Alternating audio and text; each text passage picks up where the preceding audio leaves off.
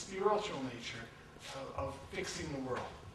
Because it's so exciting. Virtually anything you can do today in a successful business, succeed because you fix a problem, deliver people more for less, come up with some new product that people say it's consumption. Consumption is crazy. You see how happy a kid is when they get an iPod?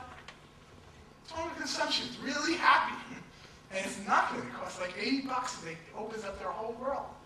And every one of these items are voluntarily purchased and it gives them a reason to go work more. And you start looking at our economy and you go, I want to dive in. I mean, I'm tired of going to church and just saying, I hope everything's good. I want to be a player. And I want to produce more value. And the best way you can do it is the economies of the US and Canada. You get richer by producing more and more and more.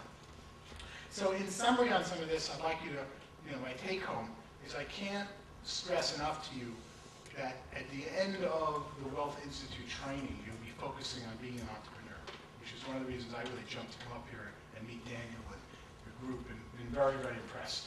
Because I don't know of another situation where someone's going to help you be an entrepreneur except if you're buying my dry cleaning business, or you're opening my McDonald's franchise or something else. Because I firmly believe that when it comes to being an entrepreneur, it's what you know and who you know, and you should focus on your own industry first and exhaust it before going into a new field. Sadly, you don't have a choice. You're going to become an entrepreneur by being forced out of your job. Just by definition, if you've been doing it a couple of years, there's a better method coming along. And the time to do it is to be fully planned and really do it affirmatively when you're ready. And you find it much easier if you need to raise money, get people on board, say, I'm leaving this job to do this, then I'm out of work because they fired me. Where would you like to be when it comes time to start your business? This is an amazing time, as I explained on AM Canada this morning.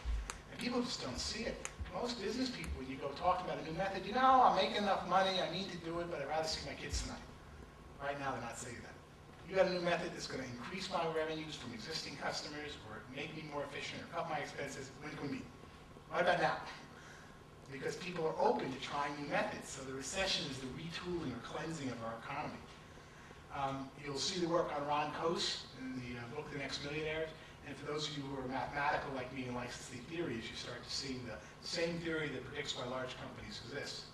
Now, because of the falling transaction costs, predicts why they're really all going away. And most important, when you become an entrepreneur, you get what kings have always known. We call it residual income, or royalty, rent. You've got to find a way to make money when you're not working. And that's what's so exciting about a business. I call it a profession. I don't care if you're a lawyer, doctor, I don't care how much you make, you're a worker. You work an hour, you make money. You work an hour, you might make $400 an hour, but you're a worker. There's no end game. The end game is when, I'm sick, I didn't go to work today. Woohoo! The customers came in and my employees take care of it. So I define a business versus a profession as something that makes you money on residual income. And you learn very quickly about geometric progression. It's the only way to accumulate wealth. Because you're making money every day in the future going out years for what you did today. With that, I haven't really covered 10 best businesses to start, but shake our hands a little. You've been really patient. I never get to go on and on like this with this side. I'm very excited. Earlier speech a month ago was to 100,000 people in Indonesia, so I didn't get to see anyone. Let alone speak the language to have meaningful conversation. So I would very much like to open up on anything